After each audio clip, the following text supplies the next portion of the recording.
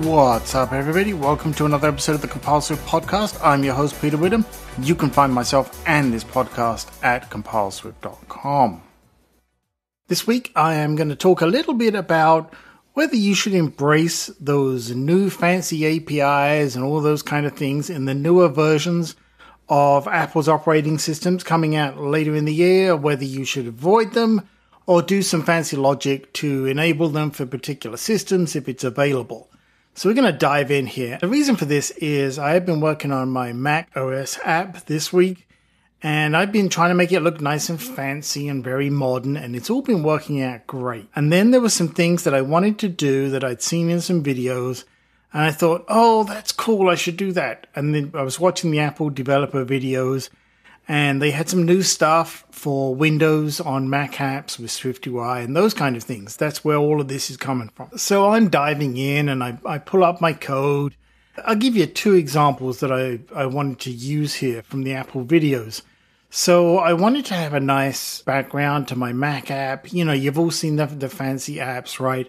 One that I always use as a good example to me that is just a fantastic design of an application is CleanMyMac. I love the way they do their Mac app, and it feels like a Mac app, but it doesn't look like, you know, your standard window and those kind of things. So I wanted to do all of that. So I was going through and I worked out, I got a navigation split view controller in there because I want to use it on multiple platforms in the end.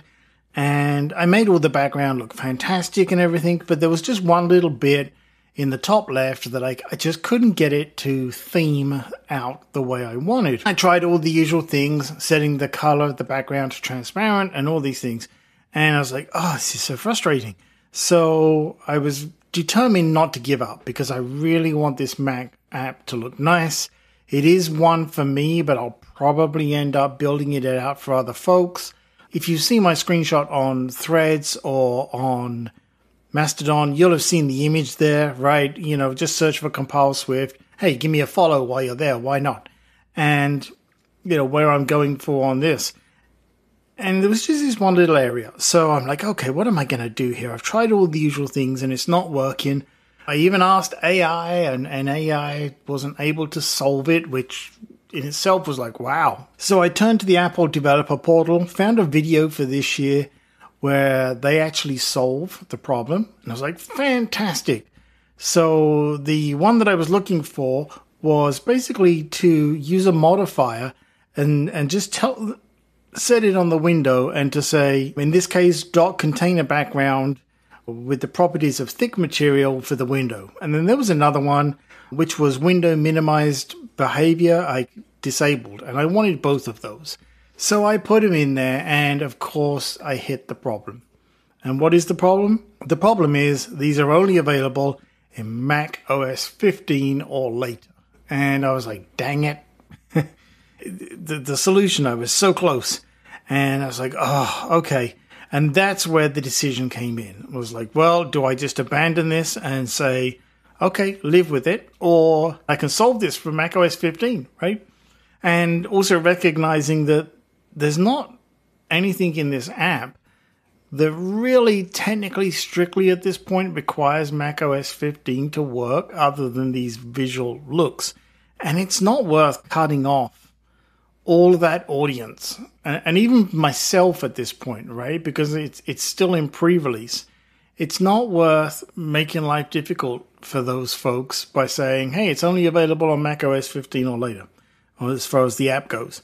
So I decided, you know, the sensible logic here is one that we're all used to. And if you're not used to it, then you're going to find this really useful. Time for a break. Hey everybody, it's Peter Whittam here from the Compile Swift Podcast. I want to tell you about SetApp. SetApp is a service that provides a subscription fee of just $10 a month, and you get access to over 200 Mac applications, and it's also available now on iOS as part of that deal.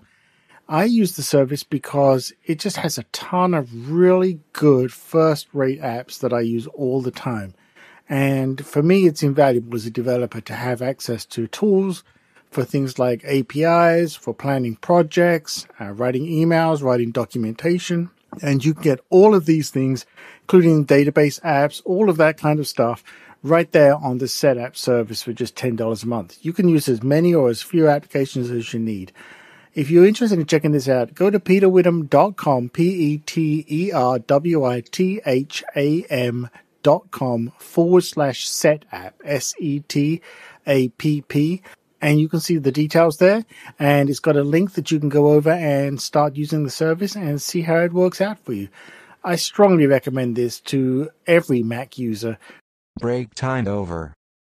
There's a way you can do this, and you can specify that code only runs, be it a modifier or anything else. And you can say, look, only run this code if it meets these platform requirements. And so it's very straightforward.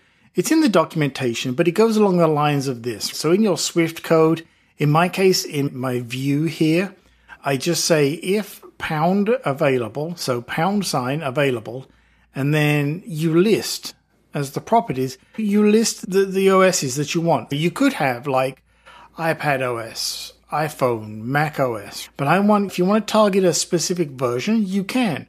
So the entire line for mine here is if pound available, macOS 15, and then there's a star in there as a property. I'll be honest, I'm not sure what that one's for, so I just put it in there and it was fine, it worked. But if available, macOS 15, and then in your curly brackets, the code that I want to execute. So in this case, some of the modifiers that I wanted to put in. And then what that'll do is, if you're running macOS 15 or above, it's going to execute that code. If you're not, it's just not going to run it.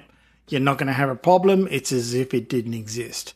So I wanted to share that with you because you might not be aware of it. And it's a great way to mix in features for that OS when it comes out or any other future OSs, and also enable the app to run without having to raise your target level for your operating system. So in other words, in this case, it'll still run for macOS. My app will run for macOS 14 just fine. And then when 15 comes along, that'll be fine. And they'll get the new fancy look of the things that I want. But it's also backwards compatible, which is super important right now. And you can really use this technique for anything. It doesn't have to be just for available APIs, right? I think what you're recognizing here is basically you can put in that block anything you want, right? Maybe you want a different icon for different OSs or OS versions. Again, you can go either way. Or certain colors or whatever it may be. Anything that you can dream up in your code, you can put in there and target it for specific versions that way. So I wanted to put that out there and I wanted to share it with you because it's helping me get past the problem and providing me a way to do essentially everything I want without having to make difficult decisions on whether I'm making things available for certain users, whether I'm making the app available for certain users, whether I'm making the app available for the users that I need it to be, including myself at this point, like I say, on macOS 14, or whether I'm restricting it to future ones. This is my way of being able to say, great, I can do this for all of them. Now, yeah, in my case, it's only a cosmetic thing. But again, you can put in there any code you want, and it's a way of dealing with those APIs that might not be available on certain platforms. If this has been helpful, you know what to do. Tell someone about it. Leave a rating, leave a review. If you want to go the extra mile and support the future of this podcast, because I really, I'm not going to lie to you, it's a struggle some weeks to not only get up the momentum to do the content, but also it's that time of year when everything renews, domain names, hosting, everything else. And I got to pay for those as well. So if you want to go that extra level and support future content, you can go to patreon.com/CompileSwift, and I'll give you a mention on the podcast as a thank you. Plus you get, the ad-free versions. So thank you so much for doing that for the folks at home. And for the rest of you, that's what I got for you. And I will speak to you in the next episode.